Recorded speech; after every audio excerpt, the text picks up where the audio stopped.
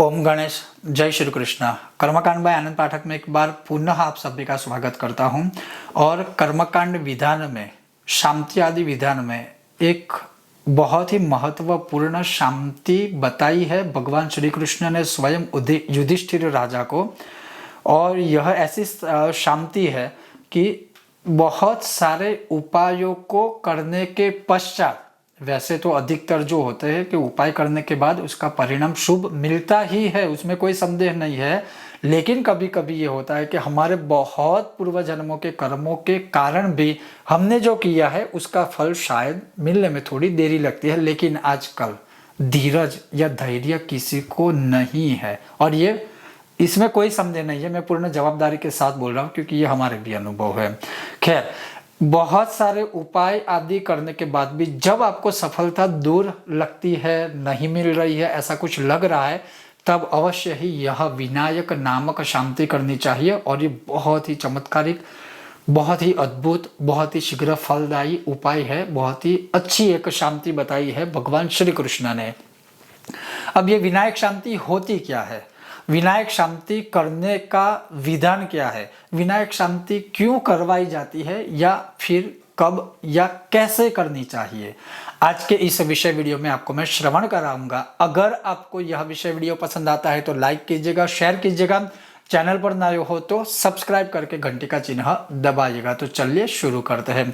अब भगवान खुद कहते हैं युधिष्ठिर राजा को कि यह जो विनायक नामक शांति है, जो श्रेष्ठ शांति है, इसके आचरण मात्र से सभी अरिष्ट है वो नष्ट हो जाते हैं, जो भी बुरी चीज है। अब इसमें भगवान ने किन किन चीजों का समावेश किया है वह ध्यान से सुनिए। भगवान कहते हैं यह विनायक शांति सबसे पहले सभी विघ्नों को दूर करने वाली है। दूसरा, शत्रुओं से रक्षा करने वाली है। तीसरा, अगर किसी को स्वप्न में जल दिखाई देता है, मान लीजिए किसी को ऐसा सपना आता है कि वो डूब रहा है, वो तैर रहा है, अरिष्ट मतलब जो होता है ना एक प्रकार के बुरे स्वप्न, वो है। किसी को सपने में अपना सिर कोई मुंड रहा है, मुंडन कर रहा है, ऐसा सपना आता है, दिखाई देता है। तो किसी को सपने में बिना गले के पूरा शरीर दिखता है, मतलब कटा हुआ एक दड़ होता है या कटा हुआ सिर दिखता है, अगर ऐसा कुछ होता है, तब कार्य में बिना ही कोई कारण के ही, बिना मतलब के ही हर एक कार्यों में सफलता मिलती है, हर एक कार्यों में विघ्न आते हैं। उसके बाद सब कुछ हो जाने के बाद, गृहस्थाश्रम में रहने के बाद भी संतान प्राप्त ना होना, रिपोर्ट नॉर्मल है, घर में और कोई समस्या नहीं है, बाकी सारी चीजें भी ठीक है, फिर भी संतान नहीं हो रहा है, फिर भी संतान नहीं हो रही है, तो संतान प्राप्ति हेतु। उसी प्रकार से अगर किसी लड़की का विवाह नहीं हो रहा है, सब कुछ सही होने के बाद भी पति प्राप्त नहीं होता है, या अगर लड़का है तो फिर उसको लड़की नहीं मिल रही, अर्थात उसका विवाह नहीं हो रहा है, तो उसके लिए है। किसी गर्भवती महिला को संतान, गर्भ तो धारण कर लिया है लेकिन गर्भवती होने के बाद भी संतान प्राप्त नहीं होता है, अर्थात कभी कभी होता है ना कि मिसकैरेज हो जाना, मतलब 3 महीने के अंदर ही मिसकैरेज हो जाना, 3 से 6 महीने के बीच ये सारी चीजें होना। या अभी अभी तो रिसेंटली कुछ किस्से ऐसे भी आए हैं हमारे ध्यान में कि 9वें महीने तक सब कुछ ठीक था, फिर भी 9वें महीने अंतिम 2 दिनों में मतलब वो जो संतान है उसकी मृत्यु हो जाना। सब कुछ सही होने के बाद भी ऐसी सारी स्थिति अगर बनती है तो भी यह विनायक शांति अवश्य काम में आती है। विद्यार्थी विद्या को प्राप्त नहीं कर पाता है सब कुछ होने के बाद भी, व्यापारी को व्यापार में लाभ नहीं मिल रहा है, कृषि, ये पहली एक शांति मैं खुद पढ़ रहा हूँ, बहुत सारी चीजें मैं मना नहीं कर रहा हूँ, लेकिन जिसमें एक होता है ना कि पर्टिकुलर विषय का समावेश किया है, वो है कृषि, मतलब खेती में भी, कृषि क्षेत्र में, कृषि कार्य में भी अगर सफलता नहीं मिलती है, खेती से संबंधित चीजें भी है, अगर उसमें भी कोई दिक्कतें आती है, तो यह विनायक शांति बहुत ही अद्भुत उपाय है। फिर आगे भगवान कहते हैं इसलिए इन अलग अलग प्रकार के विघ्नों को दूर करने के लिए अवश्य ही यह विनायक शांति करनी चाहिए, या फिर अगर ऐसी समस्याएं किसी को है तो अवश्य ही उसको विनायक शांति करवानी चाहिए। अब ये होती क्या है, अब ये मैं संक्षिप्त में आपको विधि विधान बता रहा हूँ, क्योंकि ये ऐसा एक विधान है कि जिसमें स्थापन, संकल्प, जो भी सारी चीज़ें होती है कामना के अनुसार, वो किसी विद्वान ब्राह्मणों के द्वारा ही की जा सकती है। लेकिन फिर भी मैं ये होता क्या है आपको बता दूँ।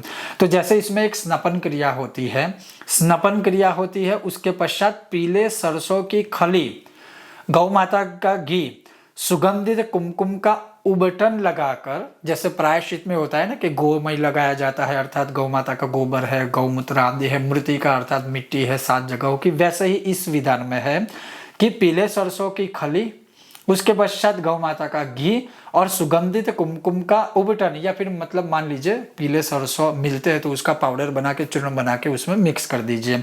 ये करने के बाद पूरे शरीर के ऊपर उबटन बनाकर लगा दीजिए।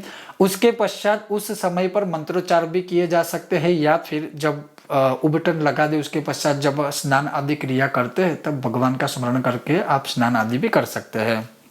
ब्राह्मणों के द्वारा स्थापन आदि किए जाते हैं।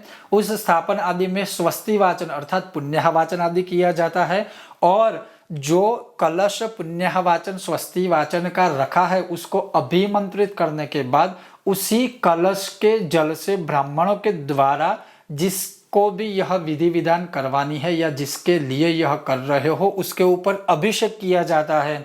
वैसे अभिषेक के उसमें मंत्र आदि है, लेकिन फिर भी उसमें से 1-2 मंत्र अगर आपको सुना दूं, जैसे सहस्राक्षम शतद्धारम ऋषिणा वचनम कृतम तेन त्वाम अभिषिंचामि पावमान्यः पुनम तुमे भगम ते वरुणो राजा भगम सूर्यो बृहस्पति भगम इंद्रश्च वायुश्च भगम सप्तर्षयो विदुः यत्ते केशेषु दरुभाग्यम सीमन्ते यश्च मूर्धनि ललाटे कर्णयो रक्ष्णोर आपो निघ्नम तु मैं सदा, ये महाभारत में दिया हुआ है कि मैं तुम्हें अभिषेक कर रहा हूं या कर रही हूं, पावमानी रुचाओं की अधिष्ठातृ देवता तुम्हें पवित्र करे।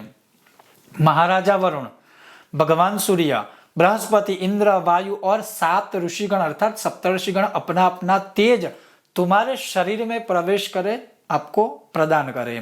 तुम्हारे केशो यत्ते केशेषु सीमंते, तुम्हारे केशो सीमंत, मस्तक, ललाट, कर्णों के अंदर, आंखों में जो भी दुर्भाग्य है उसको ये अपदेवता नष्ट करे। मतलब जो भी दोष आदि है पूरे शरीर के इन अंगों में, सारा जो दोष आदि है वह नष्ट करें। उसके पश्चात जो विधान में ही है कि कुशा का दक्षिण हाथ में ग्रहण कर सरसों के तेल से हवन किया जाता है। ये आप ध्यान से सुनिए, कुशा को हाथ में लेकर सरसों के तेल में ऐसे डुबा के फिर इसका यज्ञ किया जाता है।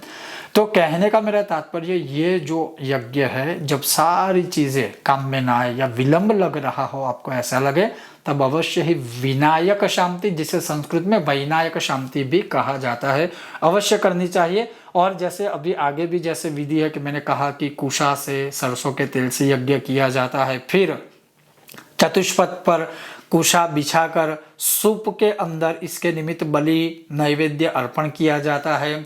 खिले हुए जो फूल है और जो दुर्वा है उससे अर्घ्य दिया जाता है। जब स्थापन आदि का मंडल किया जाता है ब्राह्मणों के द्वारा, तब उस मंडल के अंदर अर्घ्य प्रदान किया जाता है। विनायक की माता अंबिका, जगदम्बिका जो है, उनकी पूजा की जाती है। फिर उनसे प्रार्थना करनी होती है जब ये पूर्ण हो जाए पूरा विधान, उसके पश्चात कि आप मुझे रूप, यश, ऐश्वर्य, पुत्र तथा धन प्रदान करें, जो रूपम देहि, जयम देहि, यशो देहि, द्विषोजयी है, उसके वचन अनुसार। अनंतर सफेद वस्त्र, सफेद माला, सफेद चंदन धारण कर ब्राह्मण को भोजन कराए, और अपने जो गुरुदेव है, जिनको आपने गुरु माना है, उनको भी कुछ ना कुछ आपको दक्षिणा के स्वरूप में प्रदान करना चाहिए। इस प्रकार ग्रहों की और विनायक की विधि पूर्वक पूजा करने से संपूर्ण कर्मों के फल की प्राप्ति होती है, लक्ष्मी की कृपा प्राप्त होती है। भगवान सूर्य, कार्तिकेय और महागणपति की इस तरह से पूजा करके मनुष्य सभी प्रकार की सिद्धियों को प्राप्त करता है। यह संक्षिप्त में आपको मैंने पूरी वैनायक शांति का विधान बताया। लेकिन फिर भी मैं कहूँगा कि अगर ऐसी सारी चीज़ों से आप जूझ रहे हो, आपके कार्य नहीं हो रहे, शत्रुओं से परेशान हो, कोर्ट कचहरी क्षेत्र से परेशान हो, जैसे जैसे इसमें सारी चीज़ें बताई है वैसे ही मैंने आपको श्रवण कराई, तो अवश्य ही जब कुछ काम ना आए तो वैनायक शांति, ये भी हमारा अनुभव है, ये हम कह सकते हैं। ये था आज का विषय और वीडियो। आपको यह विषय वीडियो कैसा लगा अवश्य बताइएगा। और क्या आपने इस विनायक या वैनायक शांति के विषय में कभी सुना था? क्या आपने कभी अपने परिवार हेतु आपके लिए भी क्या वैनायक शांति की है या करवाई है? अगर हाँ तो आप कमेंट बॉक्स में हमें बता सकते हो। ओम गणेश, जय श्री कृष्ण, हर हर महादेवा।